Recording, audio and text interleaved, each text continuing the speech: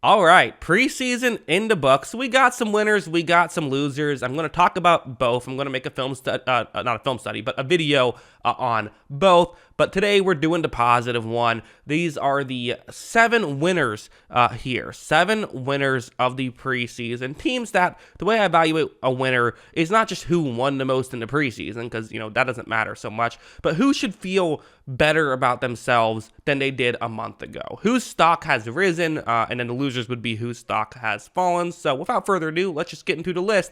These are the 7 winners of the preseason. Number 7 is the Denver Broncos, who are, not massive winners, but I think solid winners here. You're going to notice this is a pretty quarterback dependent list. I think this is definitely something that I pay attention to the quarterbacks pretty significantly, as obviously that's the most important part of football. So for Denver, the big question with Denver, which still has not been answered, which is why it's number 7, is what kind of Russell Wilson are we getting? Russell Wilson, obviously, when he was traded, has been a consistent, top, I don't know, he's been consistent like the 5th best quarterback in football for like 5 to 7 years before getting traded. And then he just is a mess in his first year in Denver. I thought he looked pretty good out there in the preseason. He wasn't perfect, but I thought for the most part he had some good performances. So I think there's reason for optimism. There's only so much reason for optimism you can really get in this situation, but he's done what they can. So number 7 on the list, mostly just because of Wilson. Number 6 is the Green Bay Packers, who I could argue should even be higher on this list. You could certainly make that discussion, because I think Jordan Love has looked very good out there. Again, it is just preseason, but we're talking about preseason. He's looked good out there and gives you hope that he could potentially be a good starting quarterback. I also think that Lucas Van Ness has been impressive for Green Bay, and he's someone who I wasn't a huge fan of coming out of college, but he's looked very impressive. So they've had other guys. It's not just the quarterback in this scenario, although the quarterback certainly has helped. Jordan Love has looked competent out there. He does look NFL ready. Now, how good will he end up being? That remains to be seen, but he does look NFL ready. And then, Van Ness also looks NFL ready. So good stuff there for Green Bay. They're number 7 on this list. Number 5, give me the Pittsburgh Steelers, who, again, gotta start off with the quarterbacks right away. I think that there's only maybe one of these teams on this list that the quarterback isn't a part of why they're on this list, and we'll talk about that one in just a second. But the Pittsburgh Steelers, to me, are big winners because, yes, Kenny Pickett has looked great. George Pickens has looked great, but those guys showed a lot of nice things last year as well. I'm not shocked to see them look good in preseason football. That's not surprising to me. What's been more impressive has been how a lot of these young rookies have come up and played very well on top of it. It maybe hasn't been perfect, but a lot of these rookies absolutely were, they were hyped up coming out of college. A lot of people really liked them. People felt like the Steelers had one of the better drafts. And up until this point, they have lived up to that hype, and then when you add on some other young players appear to be playing better than they did last year, yeah, big winners here. Number 4, I'm going with the Los Angeles Chargers, and a big part of it is because it's really just the Quentin Johnson situation, where, again, week 1, he had those drop issues, and I guess that's the one negative, but after that, he's looked borderline uncoverable, and even in that game, he looked borderline uncoverable. He just couldn't catch. So because of that, I think this has been a very optimistic situation for the Chargers, who, have receivers who are very good when healthy, but do have some injury issues. Having another potential number 1 option next to Mike Williams and Keenan Allen, I mean, this could be a Madden-style team at this point. So this is the one team that, I'm not putting them on there because I think Justin Herbert showed me things he hasn't shown me before. Nope, the quarterback has nothing to do with it. It's the Quentin Johnson thing that put them on the list for me.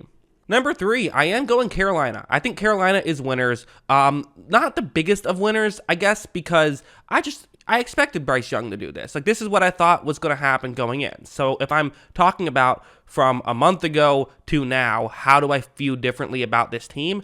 I still do view them differently, because while I figured Bryce Young would have a good preseason, there still is a difference between expecting someone to do something and then just seeing them do it, right? I expect Bryce Young to be a good NFL quarterback, but if he's a good NFL quarterback next year, I will obviously feel better about him than I do right now.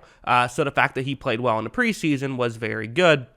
Part of the reason why I don't have the Panthers too much higher is mostly just, due to expectations. I kind of thought that this would happen, but still, it's good to see it.